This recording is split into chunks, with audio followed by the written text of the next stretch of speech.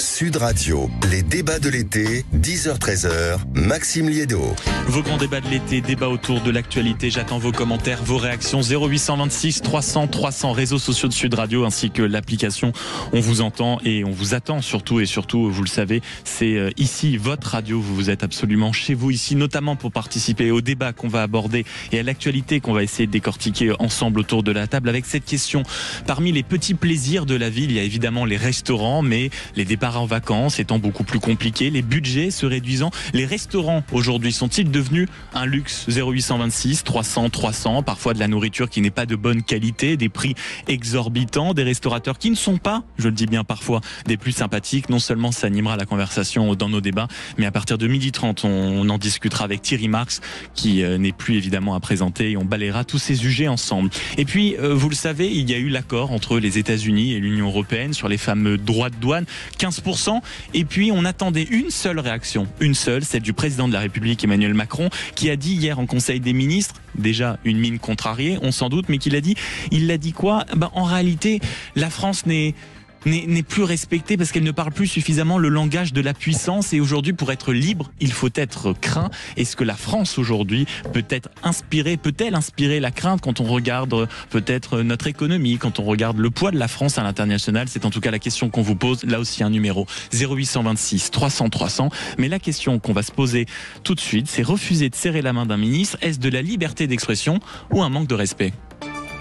Sud Radio, les débats de l'été, 10h-13h, Maxime Liédo. Autant vous dire que je compte sur vos 0826 300 300. Est-ce que c'est une image, vous, qui vous choque? Le fait qu'un habitant, ou là en l'occurrence une avocate, refuse de serrer la main d'un ministre, et pas n'importe lequel, son ministre de tutelle. C'est en tout cas ce qui s'est passé hier du côté de Nanterre. Gérald Darmanin, ministre de la Justice, était en visite au tribunal, notamment pour dévoiler son nouveau projet de loi, sa réforme, pour faire une révolution pénale. Vous me direz, tous les ministres ont essayé, certes, mais il y avait des avocats qui attendaient le ministre de pied ferme, notamment pour protester, parce qu'ils demandent plus de moyens, un meilleur fonctionnement forcément dans la justice actuelle, des crédits en hausse. Et au moment où Gérald Darmanin va en quelque sorte les confronter, il y a une avocate qui refuse de lui serrer la main. Ça forcément, ça a fait un tout petit peu polémique et réagir. 0826 300 300, mais surtout écoutez un peu l'échange entre les deux protagonistes. Bonjour madame. Non, je vous rattrape. Vous voyez? Non mais par contre j'ai des questions à vous poser. Pas la main. Non mais par contre j'ai des questions à vous poser. En toute bienveillance. On est fair play. Voilà. On est fair play, mais parce qu'on veut des réponses. Ça s'appelle la démocratie. Madame, quand on commence sur les peines qui existent déjà, que vous les prononcez. Maître, avec tout le respect que je dois, quand on ne serre pas la main des gens, ça commence dans l'irrespect et c'est dommage pour votre profession. Oui, mais le respect, c'est de donner les moyens à la justice, cher monsieur le ministre. Je suis pas là pour serrer des mains et pour valider vos réformes qui vont mettre encore plus des difficultés dans nos professions.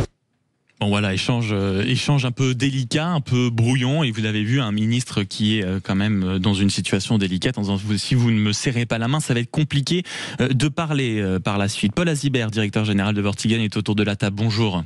Bonjour Maxime Liédo. Frédéric Vardon, chef cuisinier, bonjour. Bonjour. Merci d'être avec nous. Vous êtes le propriétaire du Café Max et du 39.5. Jade Doucelin, avocate au barreau de Paris. Votre regard sera précieux ce matin. Merci d'être avec nous. Et Amaury Brelet, rédacteur en chef à Valeurs Actuelles. Je me tourne d'abord vers l'avocate que vous êtes, Jade Doucelin. Est-ce que c'est une liberté d'expression ou c'est un véritable manque de respect, notamment quand un ministre est là, vient défendre une réforme avec laquelle on est en profond désaccord?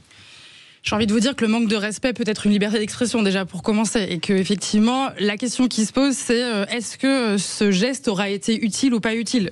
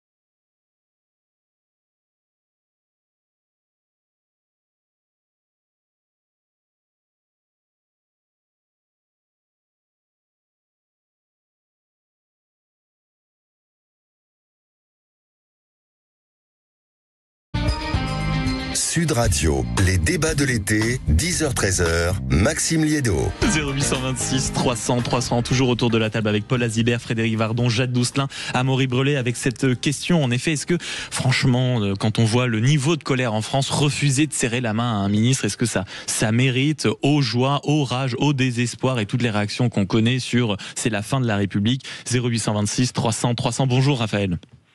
Bonjour Maxime, bonjour à tous. Merci beaucoup. Merci beaucoup de nous appeler en direct sur Sud Radio pour participer à ce débat. Comment vous observez ce geste d'une avocate à Gérald Darmanin pour protester quand même sur un dossier de fond qui est la réforme que veut imposer le ministre? Comment vous le regardez, vous, Raphaël?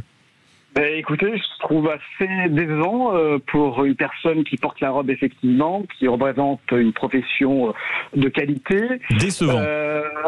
Décevant, oui. Lorsqu'on est mécontent, je pense qu'il est plus logique de serrer la main au ministre et ensuite dire, écoutez, on expose parfois les éléments de contradiction, enfin désaccord, et éventuellement on saisit son barreau. Il y a quand même les avocats ont, comme d'autres professions libérales, des instances représentatives ou du moins un ordre pour effectivement que le sujet soit étudié dans ce cadre.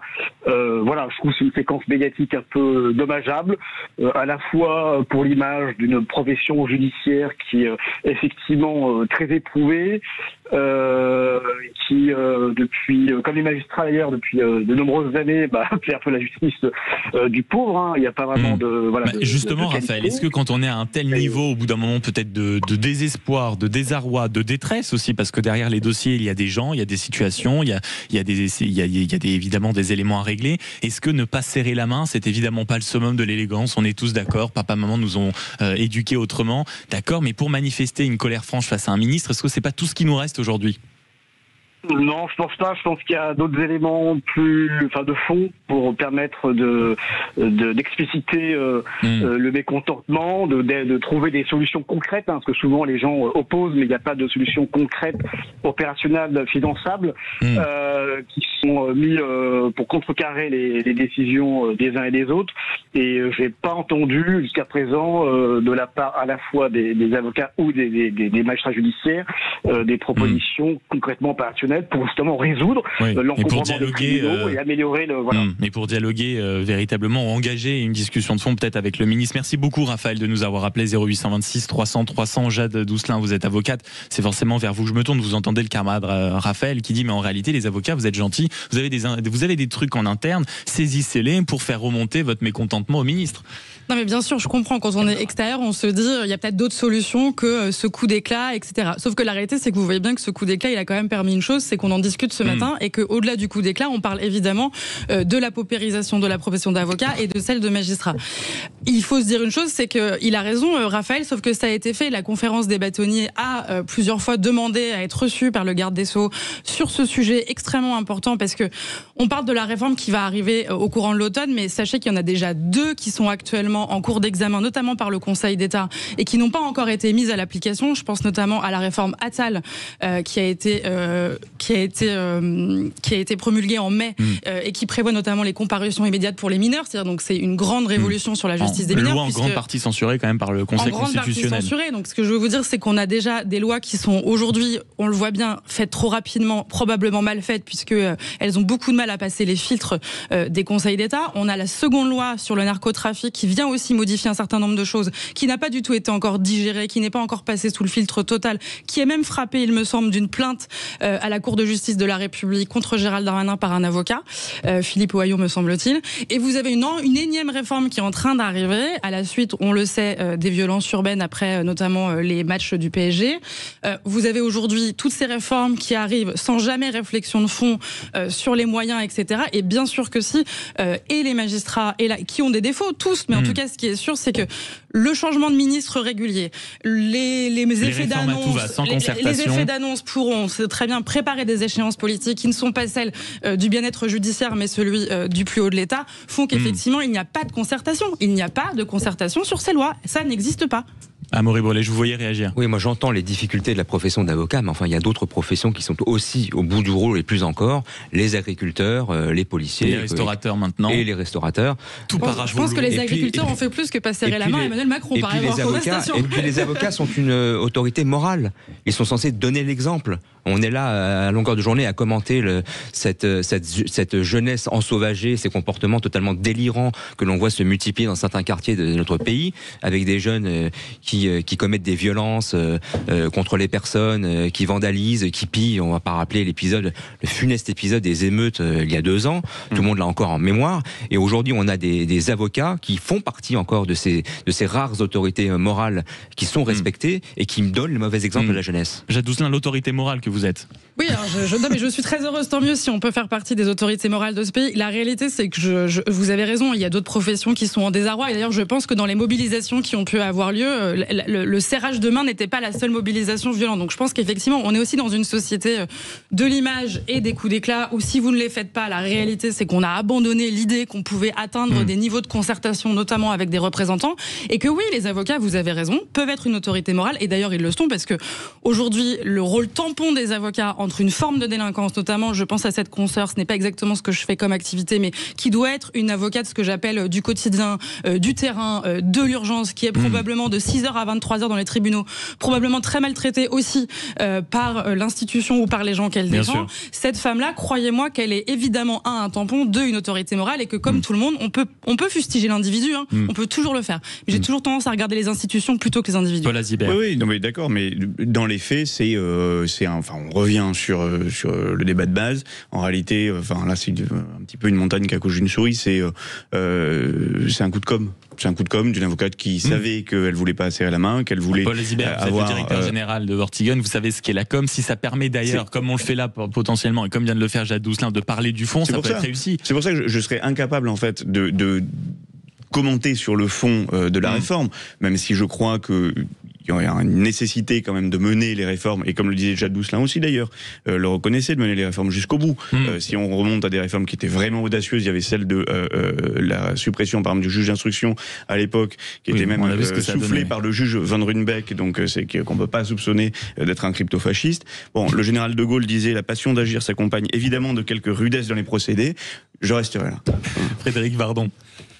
Je sais pas quoi dire. Franchement.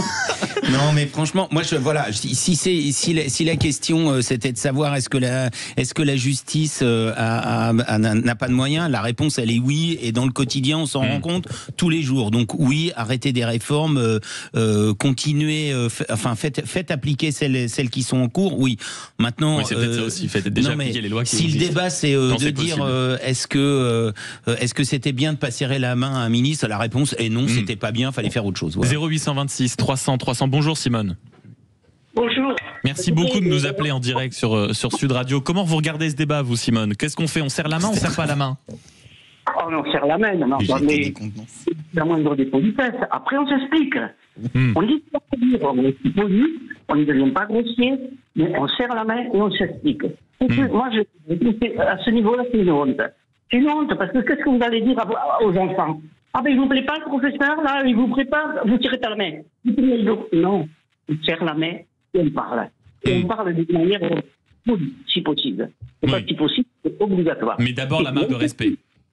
Un manque de respect, complet. Et alors, à ce niveau-là, c'est vraiment affligeant. Mais vous n'entendez pas non plus, Simone, par exemple, les arguments qu'on a pu entendre et qui se sont développés autour de cette table, à savoir, en réalité, peut-être que la colère et au bout d'un moment, le désespoir, parce qu'il faut le dire, sur certaines professions, c'est du désespoir. Est-ce qu'on aurait dit pareil si ça avait été une soignante à bout dans un hôpital désœuvré qui n'aurait pas serré la main à Yannick Neuder, le ministre de la Santé? Est-ce qu'on ne peut pas comprendre que le niveau de ras-le-bol et de souffrance aussi au travail soit arrivé à un tel niveau que ne pas serrer la main du ministre, peut-être que c'est un électrochoc? Écoutez, moi, personnellement, je ne pense pas. Je pense pas. Il ne faut pas commencer, si vous voulez. Si vous voulez vous expliquer avec quelqu'un, vous ne commencez pas par montrer votre mépris. Voilà. Vous êtes poli, et après, vous expliquez. Ça n'empêche pas d'être ferme, et de dire ce qu'on a à dire. Mais non, écoutez, à ce niveau-là, vous vous rendez compte? Et les gosses, alors, qu'est-ce que vous allez leur dire? En fait, vous, de ce que je comprends, Simone, vous avez peur que ce genre d'exemple, même s'ils sont symboliques et que ça sert à un effet de communication, ait des effets un peu néfastes derrière. C'est minable. Vous n'êtes pas d'accord, vous cognez, vous tirez par la main, voilà. Je veux dire, tout est permis. Il faut d'abord être poli et on s'explique. Surtout à ce niveau-là. Peut-être, quand on parle des enfants, qui se laissent un peu emballer, c'est autre chose, c'est des enfants. Mais à ce niveau-là, comme les avocats, non. On est des grands, on est des adultes, on discute. Ah, voilà. Non, ça, pour moi, c'est minable. À ce niveau-là, c'est minable. Ça peut être excusable en bas, il y a des gens comme moi, des fois on peut aller, mais non, pas eux. Franchement, alors si eux se permettent tout, qu'est-ce qu'on va faire Vous avez raison. Simone, vous savez ce que j'aime chez vous, outre votre prénom, je veux dire, c'est que vous avez un bon sens. Et un vrai bon sens. Merci beaucoup de nous avoir appelé au 0826 300 300. C'est vrai qu'on a fait le tour de ce sujet. Le prochain débat concernera aussi ce qui se passe du côté de l'Elysée avec le président Emmanuel Macron qui a dit hier en Conseil des ministres, c'était la réaction très attendue quand même après le deal signé entre les États-Unis et l'Union européenne. Il a dit mais en réalité l'Europe ne joue pas assez la partition, je cite, de la puissance, et pour être libre, il faut être craint et nous ne sommes pas assez craints. Alors la question qu'on vous pose, vous la voyez venir en réalité, c'est aujourd'hui la France avec Emmanuel Macron peut-être être une nation qui inspire de la crainte. Vous connaissez le rituel, 0826 300 300 et aussi les réseaux sociaux et l'application Sud Radio. On revient dans un instant et vous êtes bien sur Sud Radio, à tout de suite. Sud Radio. Sud Radio. Parlons vrai. Parlons vrai. Sud Radio. Parlons vrai.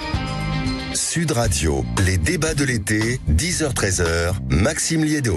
Vous êtes toujours en direct sur Sud Radio avec un seul numéro que vous connaissez désormais, 0826 300 300, l'application Sud Radio bien sûr, ainsi que les réseaux sociaux, Twitter, Facebook notamment, où vous avez les sondages pour réagir, pour participer à la conversation. Nous sommes toujours en compagnie de Paul Azibert, directeur général de Vortigen, Frédéric Vardon, chef cuisinier, propriétaire du Café Max et du 39.5, Jade Doucelin, avocate au barreau de Paris, et Amaury Brelet, rédacteur en chef à Valeurs Actuelles, notamment pour réagir à cette petite phrase d'Emmanuel Macron.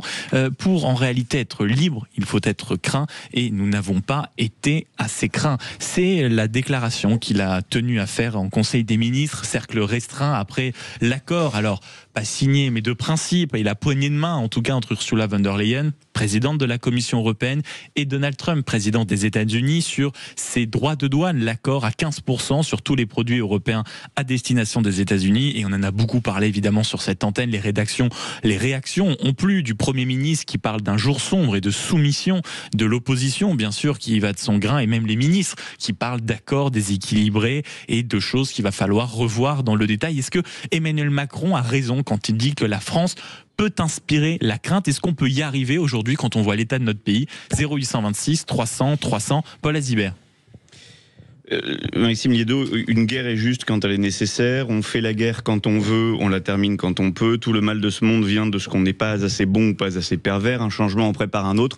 Ce sont que des citations de Machiavel, comme celle du président de la République qui a fait son mémoire de Master 1. Mais...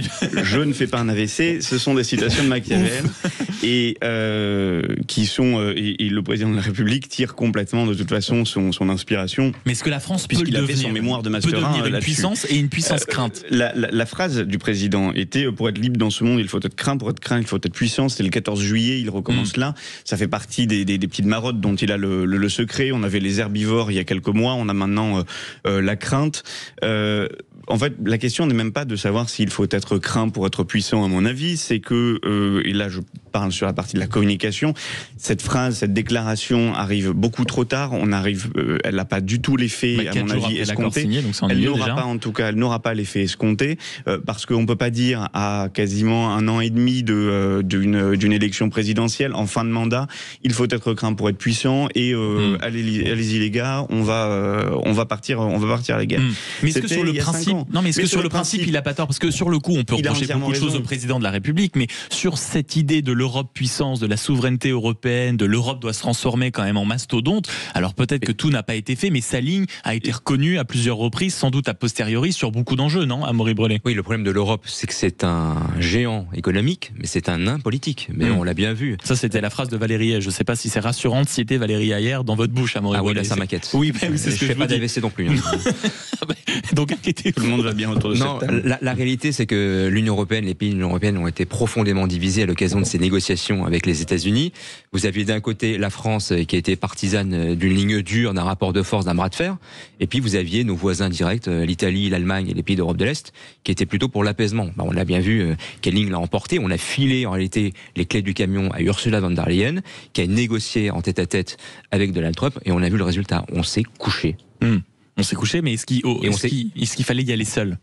Comme on l'a vu avec le Royaume-Uni ou d'autres. C'est peut-être la question qui va se poser dans les mois qui viennent, puisqu'il restera à régler quand même les détails, et le diable est dans les détails, de cet accord. Et il est possible que certains pays d'Europe prennent l'initiative d'engager des négociations bilatérales avec les États-Unis. Je doute que le président Macron le fasse. Ce qui est sûr, c'est que la France aujourd'hui est une puissance moyenne déclassée. Ça fait 50 ans que ça dure. Notre influence diplomatique, économique et militaire n'est plus ce qu'elle était.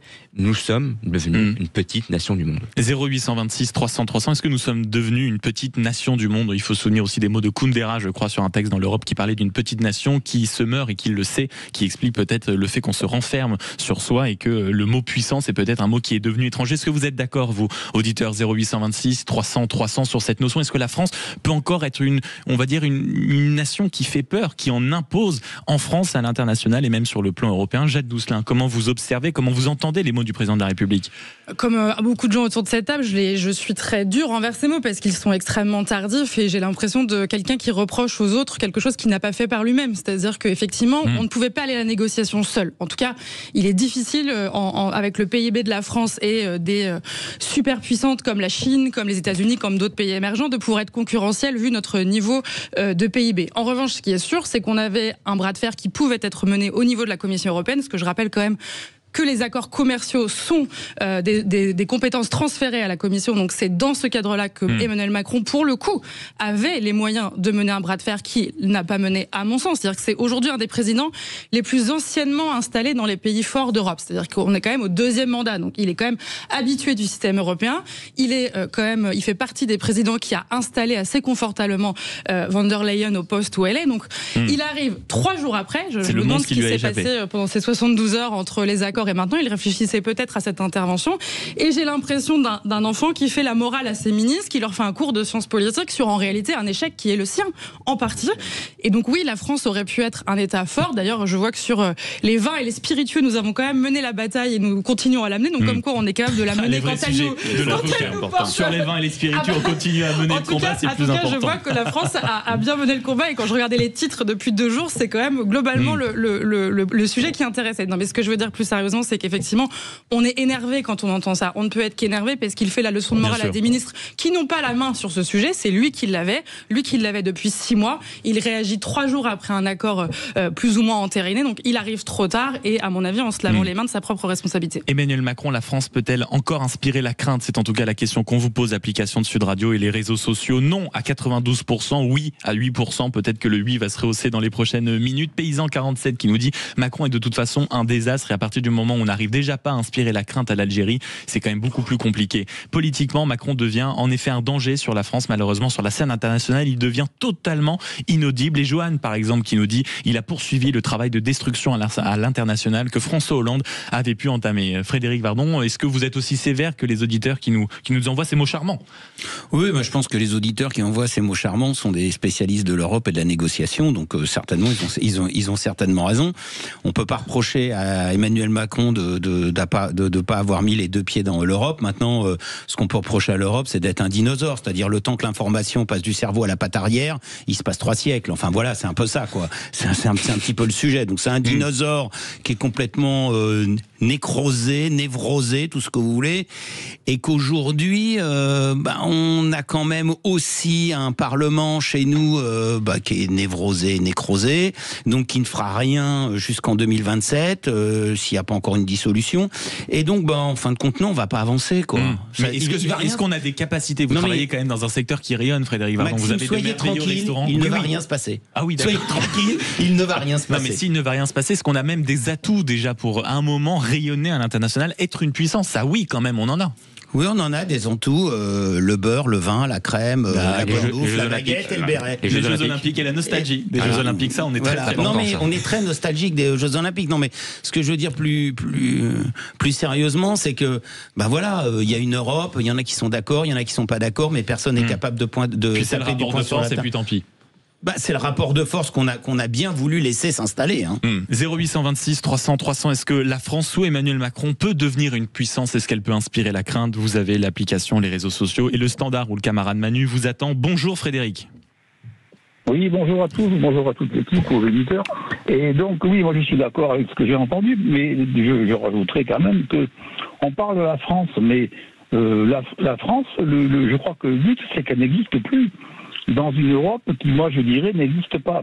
Puisque c'est l'euro-mondialisme qui veut tout gouverner. Je vais préciser les nations seront dissoutes, c'est ça?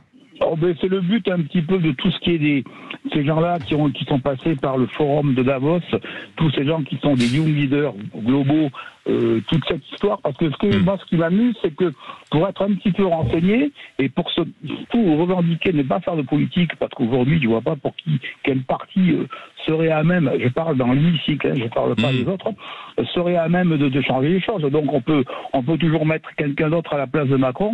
Je sais pas ce que ça pourra modifier. Vous, c'est un problème beaucoup plus structurel que le président de la République, si je vous entends, Frédéric. C'est-à-dire que c'est le pays qui est réellement à la traîne. Mais c'est pas le pays, c'est-à-dire que le problème, c'est que c'est comme aux États-Unis.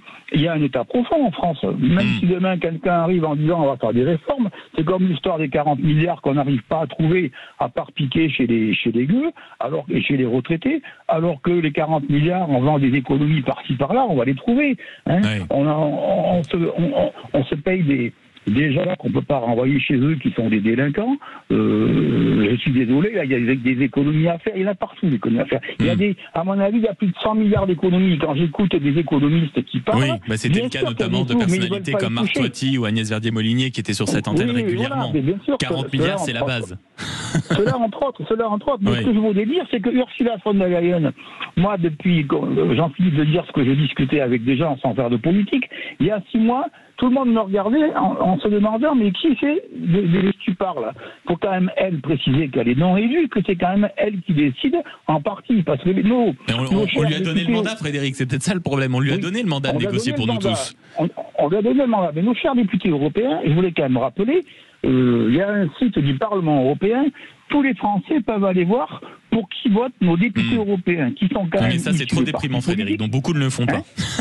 Pardon? Ça, c'est beaucoup trop déprimant. Moi, j'appelle les gens à le faire, parce que quand vous voyez Manon Aubry qui râle après von der Leyen, il ne faut pas quand même oublier que la France insoumise et d'autres, et le PS, et plein de gens, on ne s'imagine pas le nombre de partis politiques qui n'ont pas voté la motion de censure contre pour éjecter von der Leyen. Oui. Et également, dans le même pourcentage, vous avez des gens qui ont voté pour ne pas savoir quels étaient les fameux contrats de nos vaccins, parce qu'il ne fallait pas en entendre parler, etc. C'est-à-dire qu'un député européen avec un salaire de 15 000 euros par mois, il fait quoi en fin de compte? Il fait obéir à un groupe, il obéit à un groupe pour garder une place qui est dorée, qu'il espère peut-être même renouveler après. Ce sont souvent des gens qui sont mis en avant par des partis politiques. Moi, j'appelle simplement les gens, parce qu'après ces gens-là, comme d'ailleurs Emmanuel Macron, après ils vont vous faire les détonner aux journaux télévisés, mais s'il vous plaît, je me dis, mais quand même, on nous prend pour qui? Alors moi, je suis retraité pas trop mal, je me plains pas, bien que je vais peut-être me plaindre l'année prochaine, parce que ils vont me mettre un abattement de 10%, ils vont le supprimer. Ah bah oui, ça c'est le grand débat. Enfin bon, quand je pense à l'avenir de la France, c'est surtout pour mes enfants et mes petits-enfants. Bien Moi, sûr. je me débrouille toujours. Non, mais on vous a bien entendu, Frédéric. Merci de nous avoir appelé sur Sud Radio 0826 300 300. Je lis les commentaires aussi que vous nous envoyez, notamment sur l'application et les réseaux sociaux. Stéphane qui nous dit, pour être craint, en réalité, soyez ridicule. C'est ça que nous dit Emmanuel Macron quand on est au pouvoir. Il faut faire les choses, il ne faut pas commenter. Et c'est von der Leyen qui dirige l'Europe, nous dit François. C'est une manière de voir les choses. Vous êtes bien sur Sud Radio, vous voulez participer à la conversation 0826 300 300. Et on revient dans un instant. À tout de suite. Vous êtes toujours sur Sud Radio et vous avez raison, toujours en train de débattre dans vos grands débats de l'été en compagnie de Paul Azibert, Frédéric Vardon, Jade Doucelin, Amaury Brelet. On se pose cette question, on attend vos commentaires, vos réactions. 0826 300 300 sur les réseaux sociaux. Est-ce qu'à un moment, la France peut inspirer la crainte? C'était en tout cas le souhait d'Emmanuel Macron quand il a dit hier en Conseil des ministres, suite à l'accord à la poignée de main entre Ursula von der Leyen, présidente de la Commission européenne, et Donald Trump, d'acter les 15%. C'est vrai qu'il y a eu beaucoup de réactions. Et dans ce flot de réactions, il y en a aussi qui ont dit oui, mais en réalité, vous êtes gentil, 15%, c'était quand même beaucoup mieux que 30%. Et on s'est pas battu, mais quand bien même, nous, peut-être aussi Français, nous, Européens et les nations européennes, n'avaient pas les moyens de résister à Amaury Brelet. Donc on s'est peut-être couché, mais c'était à moindre mal. Oh, c'est une capitulation en race campagne, en réalité. Et on a beaucoup aussi, on paye ce prix-là, parce qu'on a beaucoup péché. Je dis on, c'est les élites européennes, à la fois par naïveté et par mépris. Enfin, ça fait des mois et même des années. Mépris de mépris de Donald Trump, que l'on considère comme un bouffon, comme un type qui d'ailleurs n'a aucune légitimité et qui en réalité est prêt à tout pour défendre son pays, les intérêts de son pays, et donc à engager un bras de fer et un rapport de force avec d'ailleurs tous les pays du monde entier pour défendre les intérêts américains. Quant à Emmanuel Macron, comment voulez-vous qu'il puisse inspirer du respect lorsqu'il est même incapable de faire peur en France, chez nous, aux racailles de 16 ans, aux narcotrafiquants et aux islamistes, sans même parler du dictateur Tebboune. Enfin, depuis, ça fait des années que Emmanuel Macron se couche face à la dictature algérienne. On est incapable de se faire respecter. Et on a encore deux compatriotes qui sont emprisonnés dans les geôles de la dictature, Boualem Sansal et Christopher Glaise, et rien n'est fait. Donc même contre un dictateur algérien, je ne sais plus, 74e ou 76e puissance mondiale, alors qu'on est quand même au 7e rang mondial, même ça, on est incapable d'engager un bras de fer. Mais est-ce que c'est ce qu'on a, on a totalement perdu le langage, on a perdu ce réflexe, parce qu'on va pas refaire le discours, mais les dividendes de la paix, on était persuadés que tout le monde était des bisounours, que le commerce allait nous sauver, ce qu'on a longtemps appelé la mondialisation heureuse, et on se retrouve à contrario aujourd'hui avec des dirigeants, qui plus est Emmanuel Macron, qui n'a quand même pas fait grand-chose pour élargir la puissance française, que ce soit sur des grands principes de souveraineté. On se rappelle du cas Alstom, on voit ce qui s'est passé dans certains coins du monde, on en parlait hier avec Pierre Lelouch, qui rappelait comment on a déserté, on a été rejeté totalement du continent africain. C'est vrai que cette réaction peut donner l'impression en réalité d'aller à contre-courant de tout ce qu'il a pu déclaré et tout ce qu'il a pu faire ces dernières années, Paul Azibert. Oui, alors bon, pour terminer sur Emmanuel Macron en tant que tel, parce que le président de la République, pour la blague, c'est jamais rassurant d'avoir un président de la République à moins de 2 ans des élections qui cite du Machiavel et qui dit qu'il faut être craint. Moi, ça me rassure jamais. Mais au-delà de cela, vous inquiète, c'est pas que non. Au-delà de cela, c'est même pas le problème du président Emmanuel Macron, c'est effectivement la question en France de ce qu'on peut faire, et peut-on être craint? Et oui, mais doit-on être craint, veut-on être craint? En fait, c'est surtout la question qui doit être posée, c'est doit-on et quand pourra-t-on enfin assumer le rapport de force? Et quand pourra-t-on assumer que nous avons une guerre économique, que nous devons réarmer, réindustrialiser, que ça fait plus de 50 ans qu'on n'a pas un budget à l'équilibre, qu'on ne maîtrise pas les postes clés en Europe? Et la question est plutôt là. Si on est étouffé... En réalité, on n'est pas étouffé par les États-Unis ou par la Chine ou par quiconque autre. On est étouffé au sein même de l'Union européenne par une succession de normes. Moi, là, la dernière fois, je regardais l'omnibus européen, donc c'est un ensemble de textes, c'est un ensemble de textes qui sont censés simplifier des textes qui ont déjà été pris, mais donc on va rajouter des normes sur des normes pour les simplifier. Donc c'est-à-dire c'est comme si votre enfant cassait un objet, puis vous faisiez ensuite un PowerPoint avec des slides pour vous dire comment le réparer. Alors déjà il pourrait être embauché chez McKinsey donc un bel avenir en réalité. Et ensuite franchement ça servira à rien. Il faut assumer la conclusion, c'est qu'il faut assumer le rapport de force. C'est surtout ça. Frédéric Vardon, sur le fait que la France soit d'une puissance, vous travaillez dans un secteur où quand Paul Azibert parle des normes, elles sont nombreuses, elles sont partout, et mine de rien, dans des pays, parce que c'est un peu partout dans l'Union européenne, et la France ayant un talent pour en rajouter, un pays qui est gavé par les normes par lesquelles on étouffe les gens, ceux qui bossent, là aussi peut-être pour être un argument de puissance, c'est compliqué, parce qu'au premier rang de la puissance, il y a l'économie, et là forcément c'est une phase délicate. Oui, moi je fais partie d'une industrie où on a des normes très importantes, mais au-delà de ça, ça permet d'avoir des sécurités alimentaires et plein de choses. Mais je suis le débat, mais j'ai quand même pas eu l'impression que cette annonce des 15% ait eu un retentissement sur les marchés, que ça a fait peur à tout le monde. Non, ça les a plutôt rassurés, au contraire. J'ai pas eu l'impression, j'ai même plutôt l'impression qu'on s'est dit, c'est 5 de plus, bon, allez, ça va être un peu une année blanche. Bon, la bouteille de champagne, elle vaudra $3 de plus, mais celui qui veut boire du champagne, il la paiera $3 de plus.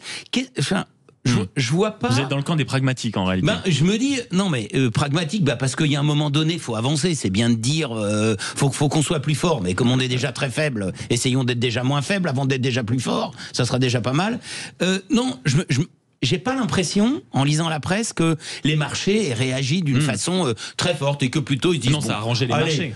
Ça va nous arranger, c'est déjà plutôt pas mal. Avançons et ne nous noyons pas dans des déclarations et dans des normes et dans des textes qui vont être tellement longs à mettre en place. Allons-y, on y va. Et d'ailleurs, je pense qu'il y a déjà pas mal de grands patrons français qui ont déjà réservé leur billet d'avion et qui vont de l'autre côté. Donc là, c'est quoi la déclaration d'Emmanuel Macron? C'est quoi? Il bombe le torse parce qu'il voit bien quand même l'atmosphère ambiante autour de cet accord. Je pense qu'il est dans son rôle parce que tout le monde s'affole et je pense que il est dans son rôle de dire faut qu'on soit fort, parce que s'il avait dit le contraire, ça irait peut-être pas, mais il est dans son rôle de président de la République de dire maintenant, est-ce qu'on trouve que son rôle il est un peu tardif, il aurait pu être avant, il essaye un peu. Chacun fera son avis. Il essaye un peu de sauver la face parce que il voit bien le torrent de critiques qui lui tombe dessus depuis 2 jours et il a raison puisqu'il a une responsabilité entière dans ce fiasco et que vous parliez de l'économie. En effet, aujourd'hui l'économie dans cette mondialisation qui n'est plus heureuse la concurrence du tout, acharnée devient un élément de puissance parmi les plus importants. Et quand on voit ce qu'il en a fait, je rappelle quand même qu'il a ajouté plus de 1100 milliards d'euros à la dette de la France en 8 ans. C'est du jamais vu dans toute l'histoire de notre pays. Et aujourd'hui, on est obligé d'aller emprunter à des taux délirants, plus élevés encore, au-dessus de la Grèce. Exactement, de nos voisins. D'ailleurs, je rappelle, et je cite ici la une de Valeurs Actuelles où c'est Giorgia Meloni, Mamma Mia, c'est ça? Mamma Mia Giorgia, c'est ça. Voilà. Donc c'est la une de Valeurs cette semaine. Nous ferions mieux de suivre l'exemple italien, tout à fait. Où un chiffre avait notamment là agité les marchés, c'est le PIB par habitant qui est beaucoup plus important maintenant en Italie qu'en France. Et on sait à quel point, surtout dans le monde brutal dans lequel nous vivons, sur le terrain économique, la force notamment d'un pays qui n'est plus surendetté, qui a des marges, on le voit encore avec les questions budgétaires en Allemagne en effet, est absolument considérable. Jade Doucelin, sur le mot de la fin sur ce sujet concernant la nécessité d'être craint, parce que vous êtes très crainte au barreau de Paris. On a souvent des plaintes d'ailleurs. Énormément de plaintes.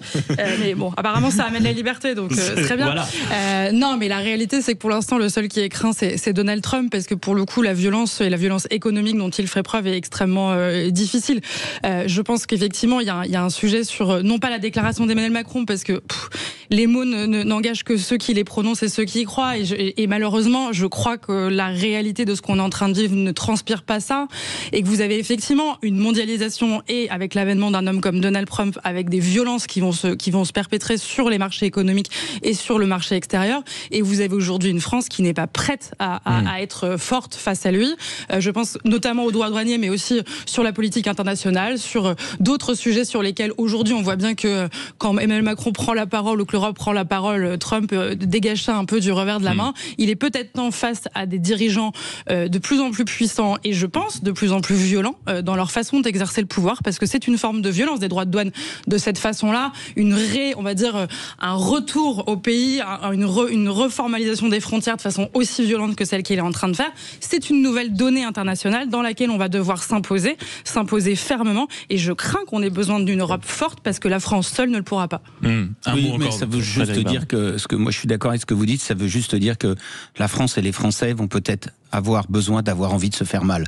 Et on n'est pas parti pour ça pour l'instant. Ça, c'est sûr. 0826 300 300, on ferme ce sujet pour aller à un sujet qui vous concerne tous.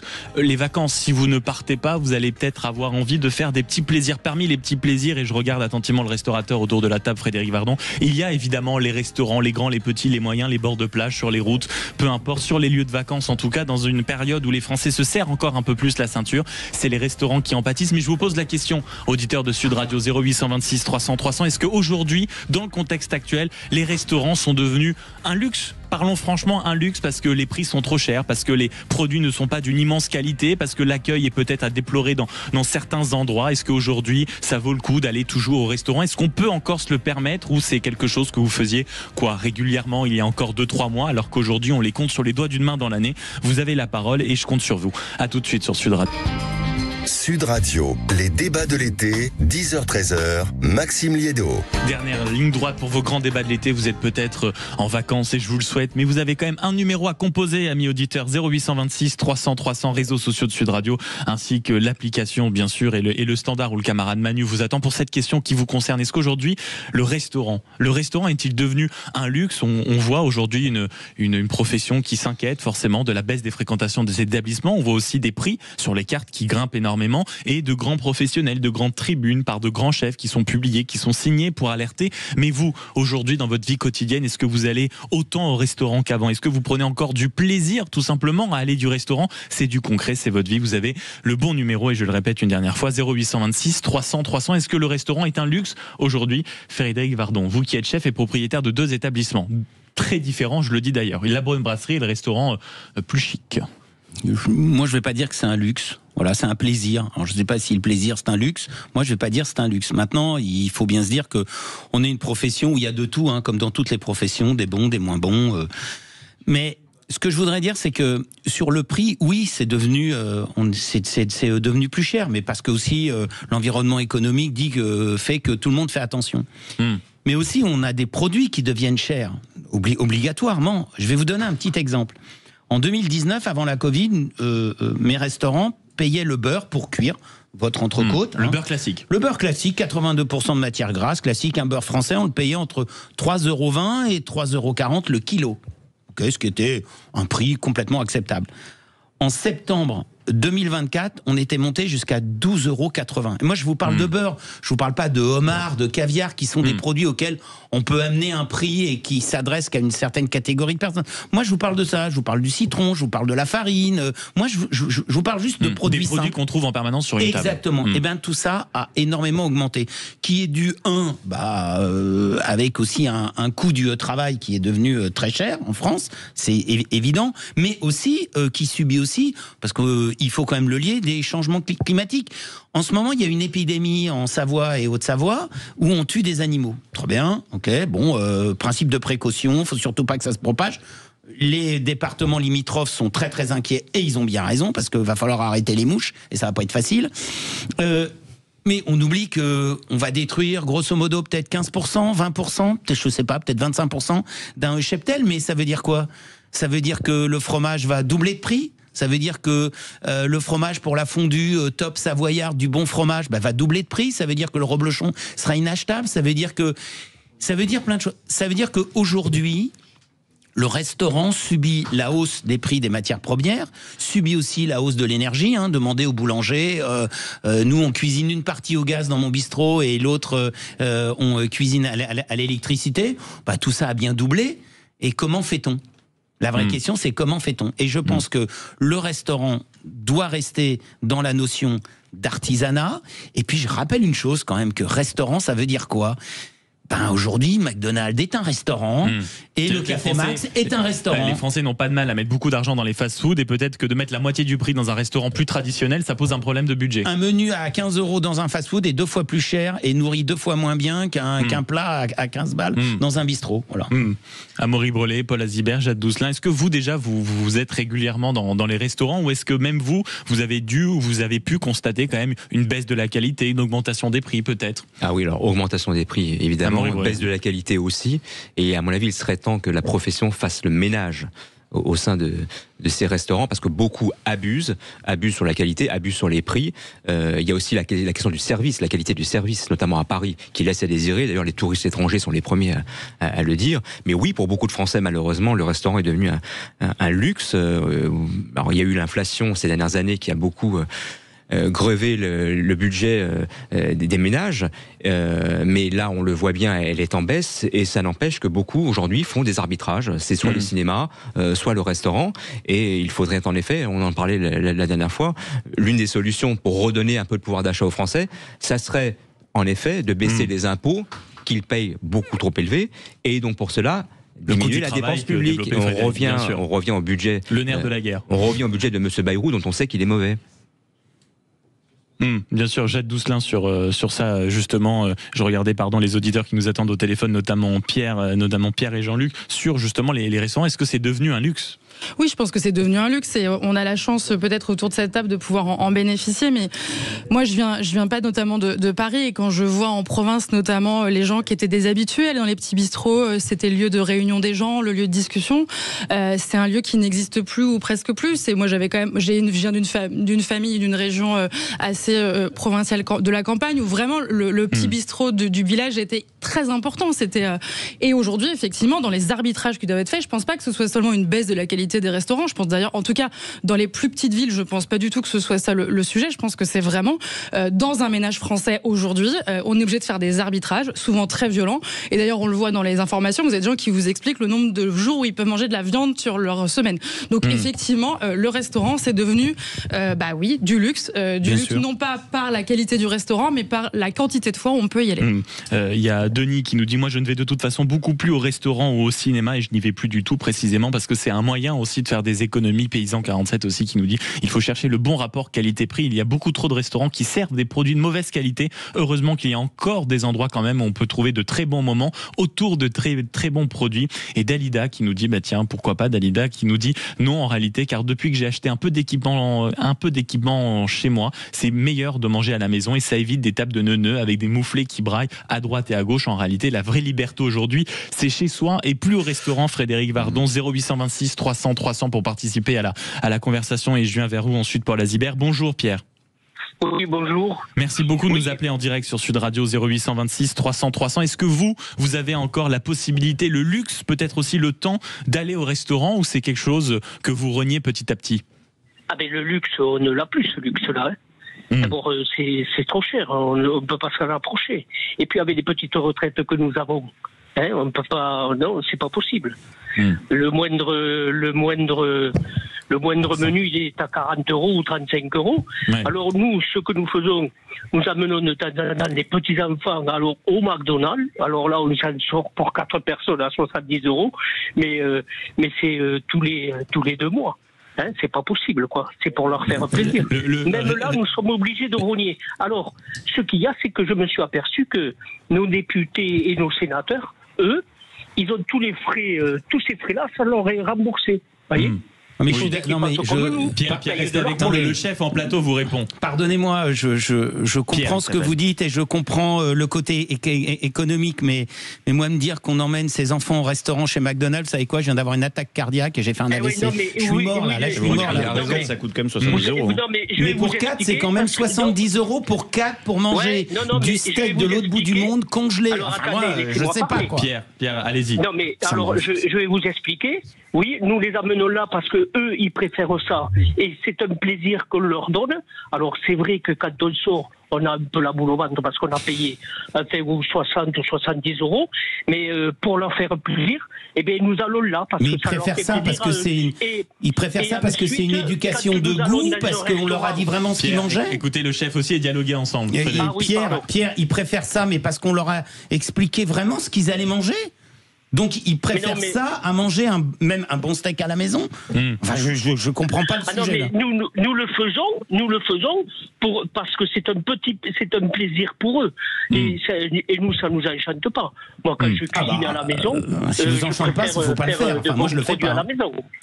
Oui, Pierre. Merci beaucoup d'avoir été avec nous, Pierre, et d'avoir en effet parlé vrai sur Sud Radio sur le fait que parfois les restaurants étaient trop chers, mais qu'il y a peut-être aussi, c'est une autre culture, Frédéric Vardon, il faut l'entendre, que les petits-enfants aujourd'hui préfèrent manger au McDo du coin à Maury-Brulé tout à l'heure. Mais je le comprends, Pierre. Moi aussi, j'ai été un petit enfant et moi aussi, j'étais emmené par mes grands-parents au McDo une fois par mois et c'était la sortie du mois. J'ai eu cette chance de ne pas être emmené au McDo par mes grands-parents. Franchement, j'ai eu cette chance. Et d'ailleurs, McDo, il faut le dire, a fait d'énormes efforts sur la qualité de ses produits. La viande est 100% française. C'est déjà un effort qui n'était pas le cas il y a un certain nombre d'années. Oui, enfin, attendez. McDo est le premier client des agriculteurs, il faut le dire. Attendez. Je sais bien que ça vous gêne, mais c'est une réalité. Mais enfin, attendez, et je le répète, il faut vraiment que les restaurateurs fassent un effort, qu'ils proposent des produits de qualité, que les restaurateurs commencent par proposer des produits de qualité qui ne soient pas à des prix totalement prohibitifs. des restaurateurs, mais à Paris, c'est du délire. Donc à Paris, vous considérez que tous tous les restaurants c'est de la merde, c'est ça? Non, pas tous les restaurants, mais vous allez dans les brasseries, dans les restaurants, c'est du délire. Moi, je vais pas considérer que tous les journalistes sont de la merde. Vous avez des chiffres absolument ahurissants.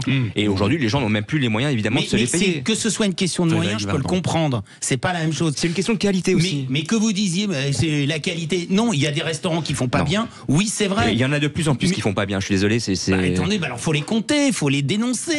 C'est à vous, c'est à la profession de le faire, le ménage. Je sais pas, vous le dites, vous êtes consommateur. Allez-y.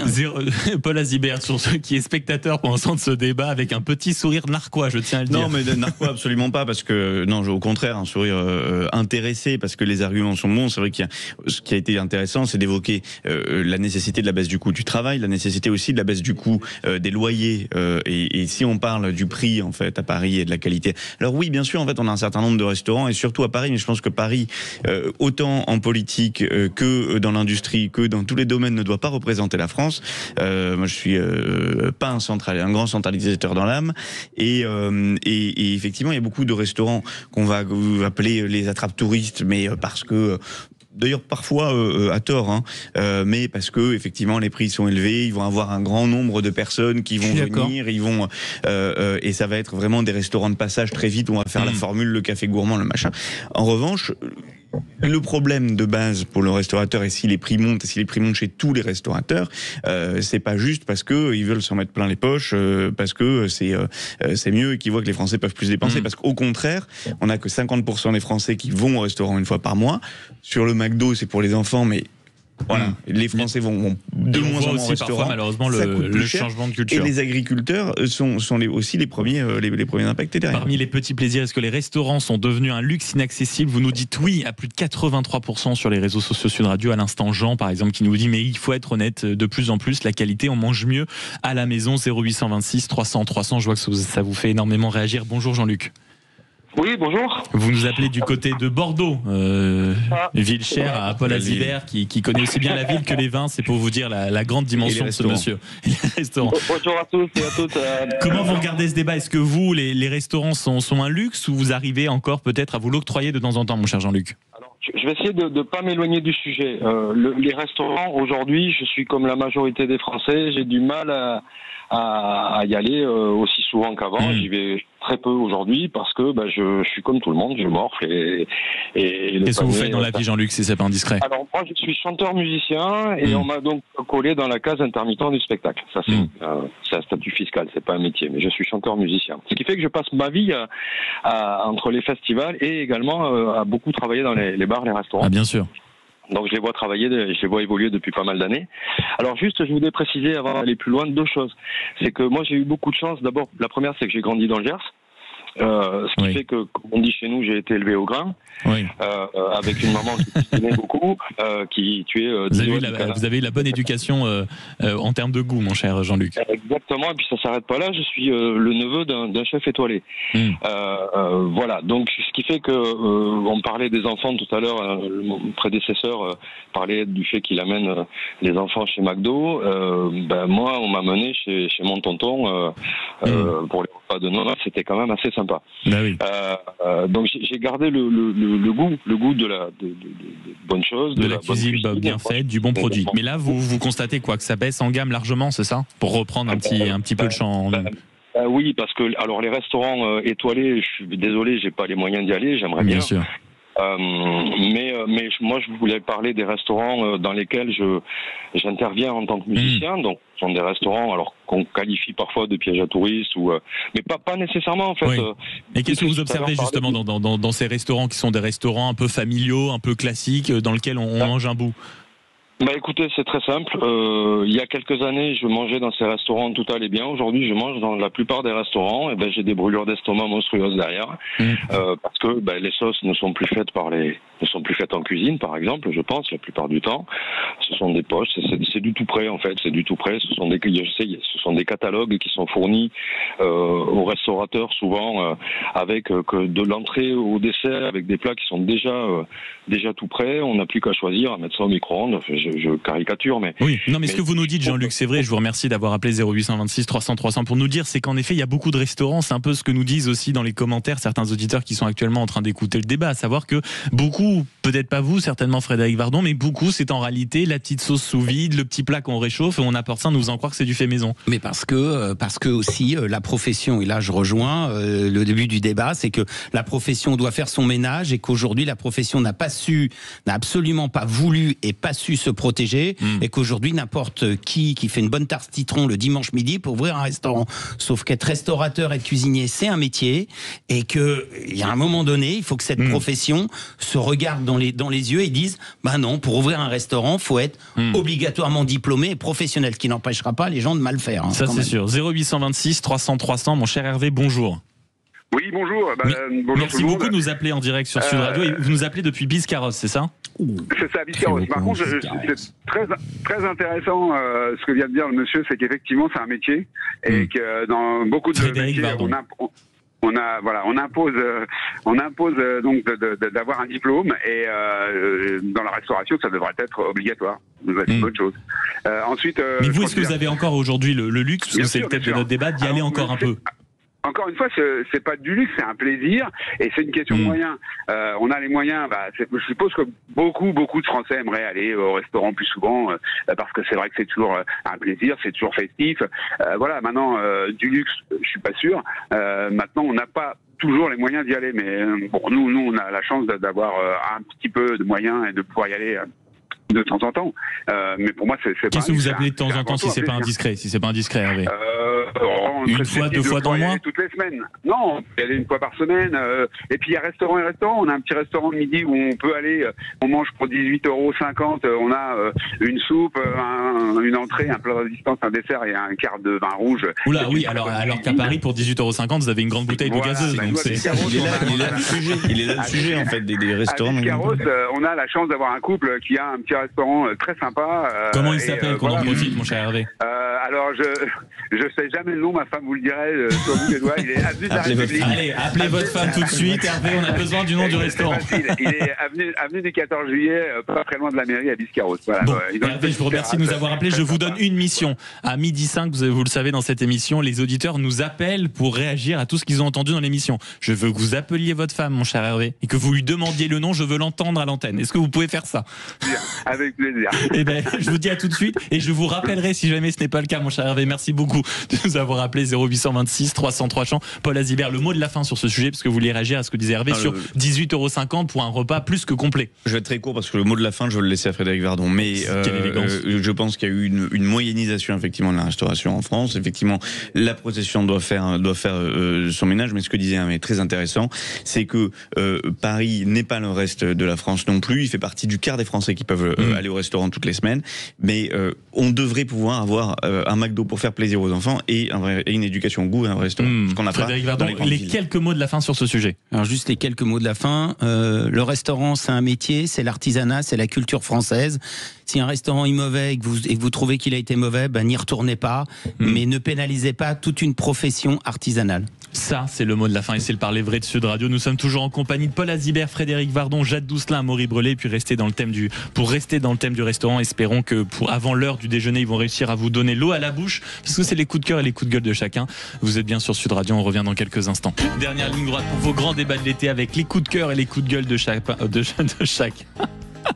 Paul Azibert, directeur général de Vortigone, Frédéric Vardon, chef cuisinier et propriétaire du Café Max et du 39.5, Jade Doucelin, avocate au barreau de Paris, et Amaury Brelet, rédacteur en chef à Valeurs Actuelles. Pour le premier coup de gueule, je me tourne vers vous, Paul Azibert, c'est la montée en puissance de la pétition contre la loi du plomb. En effet, on a passé plus de 2 millions de signataires sur les derniers jours. Oui, et en réalité, Maxime Lédo, c'est un coup de gueule que je n'ai pas envie de passer, parce que je suis très content que les Français participent à des pétitions et fassent des pétitions.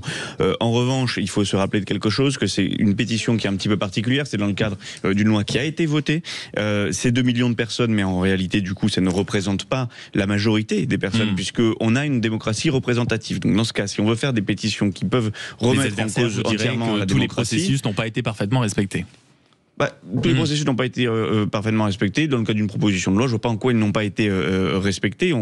Si on parle des études d'impact, dans ce cas, il y a beaucoup d'autres propositions de loi dans le cadre desquelles ça n'a pas été respecté. Mais c'est pas le problème. Le problème, c'est l'idée qu'on peut faire monter au sein du débat public, qu'on va faire, dès qu'il va y avoir une proposition de loi ou un projet de loi qui va passer, une pétition tout de suite pour recréer du débat public. Et ça, c'est un péché originel depuis quelques années, depuis au moins une dizaine d'années, de dire bon mais c'est pas grave, on va redonner la parole, on va refaire des pétitions, parce que on imagine que ça va recréer du débat public. En réalité, ça crée une brèche dans le débat public, ça crée un fossé entre là aujourd'hui les agriculteurs, les industriels, les chefs d'entreprise et le reste des Français. Et en fait, c'est le poids de l'information, de l'émotion par rapport à l'information. Et la guerre de l'information, c'est la base de la guerre économique. Et lorsqu'on lance ce genre de pétition, et surtout qu'on leur donne trop d'importance, on ouvre la brèche à un clivage entre les Français. Et on le voit bien, en effet, à des arguments dans le débat public qui viennent pourrir en réalité la démocratie. Après un coup de gueule, un coup de cœur, Frédéric Vardon, c'est à vous, c'est une fleur qui mesure près de 6000 km. Oui, je trouvais ça assez extraordinaire. Il y a un monsieur, donc voilà, ma maladie d'Alzheimer peut-être commence à me rattraper, je viens de complètement manger le nom, qui a fait 6000 km en vélo dans la France, et qui a dessiné une fleur, parce que sa maman avait été atteinte de la maladie d'Alzheimer. Je vais pas faire de comparaison entre les maladies, parce que toutes les maladies, on va pas essayer. Mais la maladie d'Alzheimer a cette particularité, c'est que les deux sont malades, c'est-à-dire celui qui voit l'autre partir dans une forme de démence, de non-souvenir, de tout ce qu'a été la vie des proches, et celui qui est malade et qui ne peut même pas exprimer pourquoi il est malade.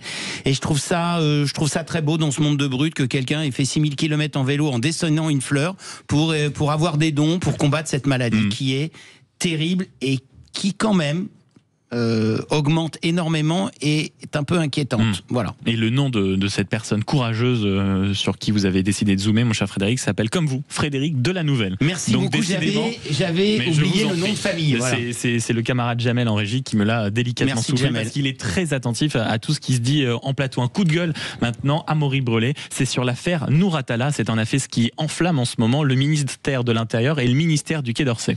Oui, c'est une affaire totalement lunaire et qui illustre l'incompétence et l'irresponsabilité de l'État français et du gouvernement. C'est du nom de Nour Atala, qui est une jeune femme de 25 ans originaire de Gaza, qui est arrivée en France début juillet et qui s'est inscrite à Sciences Po Lille, et dont on a découvert il y a quelques jours qu'elle avait publié sur les réseaux sociaux, notamment sur X, des posts absolument ignominieux, antisémites, qui glorifiaient Adolf Hitler, qui appelaient au meurtre des Juifs, à l'assassinat des otages, qui louaient le Hamas et les terroristes palestiniens.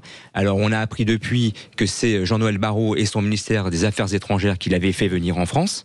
Voilà, donc tout frais payé. En plus, elle bénéficie d'une bourse. Donc vous et moi, contribuables, payons pour cette jeune femme qui donc se vautre dans l'antisémitisme le plus crasse. Et ce qui est inquiétant, c'est que évidemment les criblages normalement qui sont faits sur ce genre d'individus n'ont pas été faits. Donc c'est l'échec total, c'est un fiasco total d'un point de vue sécuritaire. Le ministère de l'Intérieur, le ministère des Affaires étrangères n'ont pas fait leur travail.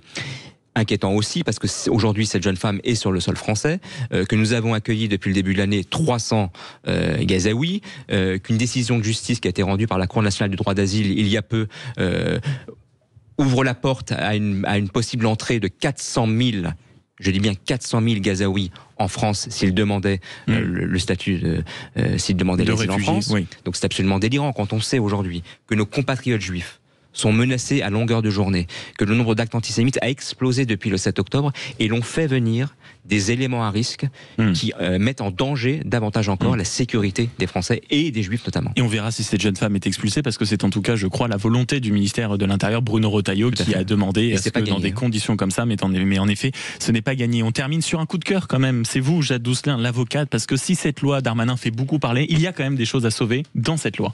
Et voilà, je me suis dit qu'il était peut-être temps de rendre quand même à César ce qui était à César, et j'ai beaucoup critiqué la loi Darmanin, mais il y a une chose qui a été annoncée en juillet et qui me semble être important à souligner, parce que autant je suis très vive pour critiquer, mais je sais reconnaître quand les choses avancent.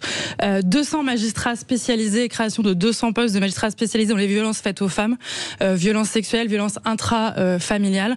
Ces 200 magistrats ne seront notamment mobilisés dans des ressorts clés où la violence a explosé. Et effectivement, je crois qu'il était temps que ce sujet soit pris à bras-le-corps, et il faut reconnaître quand un gouvernement gouvernement avance sur ces sujets. 200 magistrats, ce n'est peut-être pas suffisant, mais c'est un premier pas très important.